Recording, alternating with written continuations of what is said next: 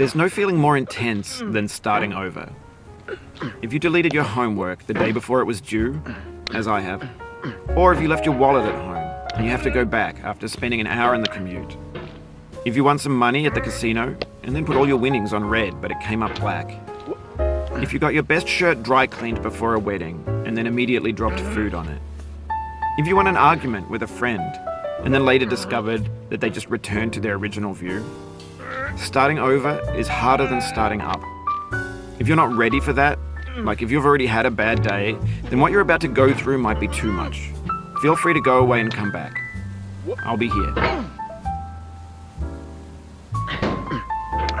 Alright, thanks for coming with me on this trip.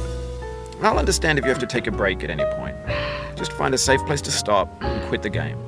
Don't worry, I'll save your progress, always, even your mistakes.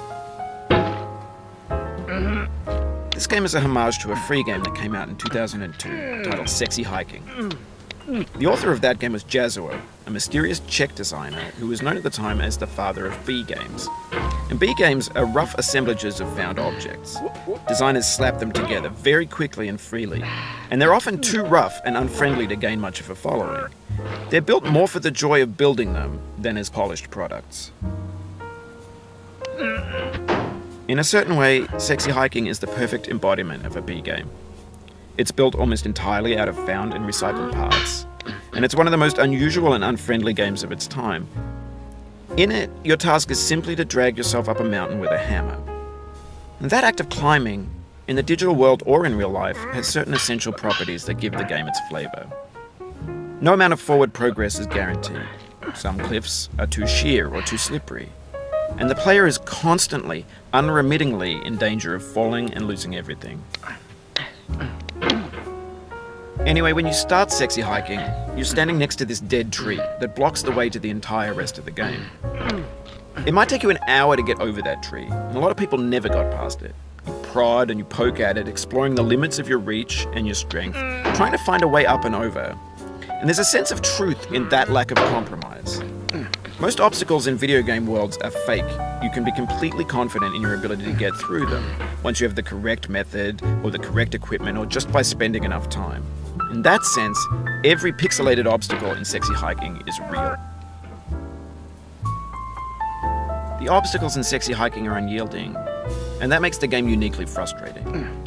But I'm not sure Jazzuo intended to make a frustrating game. The frustration is just essential to the act of climbing, and it's authentic to the process of building a game about climbing. A funny thing happened to me as I was building this mountain.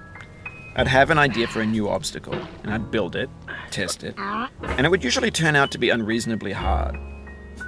But I couldn't bring myself to make it easier. It already felt like my inability to get past the new obstacle was my fault, as a player rather than as a builder. Imaginary mountains build themselves from our efforts to climb them, and it's our repeated attempts to reach the summit that turns those mountains into something real. When you're building a video game world, you're building with ideas, and that can be like working with quickset cement. You mold your ideas into a certain shape that can be played with, and in the process of playing with them, they begin to harden and set until they're immutable, like rock. And at that point, you can't change the world. Not without breaking it into pieces and starting fresh with new ideas.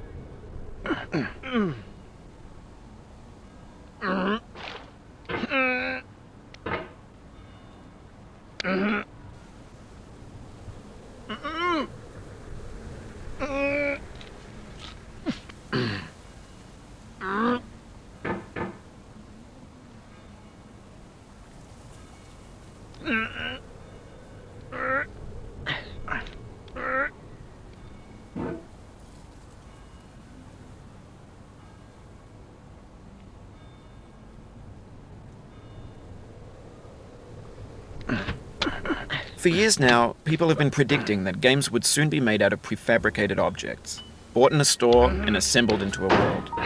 And for the most part, that hasn't happened, because the objects in the stores are trash. I don't mean they look bad or that they're badly made, although a lot of them are. I mean they're trash in the way that food becomes trash as soon as you put it in the sink.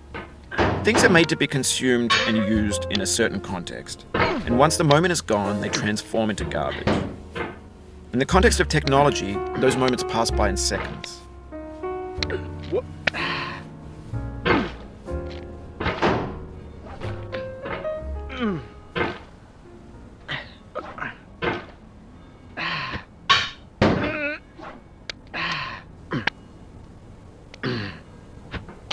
Over time, we've poured more and more refuse into this vast digital landfill that we call the internet. It now vastly outnumbers and outweighs the things that are fresh and untainted and unused. When everything around us is cultural trash, trash becomes the new medium, the lingua franca of the digital age. And you can build culture out of trash, but only trash culture.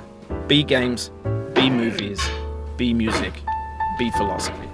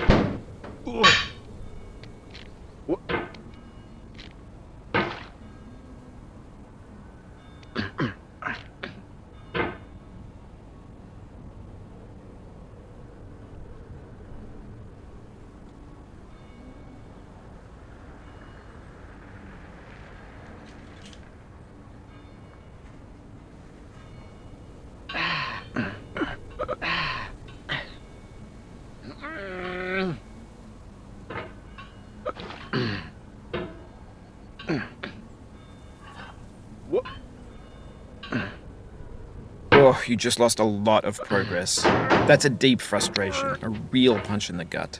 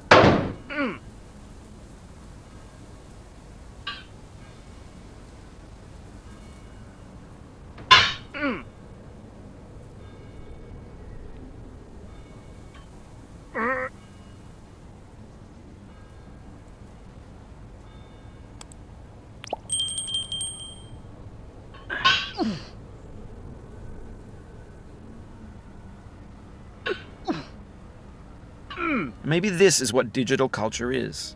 A monstrous mountain of trash, the ash heap of creativity's fountain. A landfill with everything we ever thought of in it. Grand, infinite, and unsorted.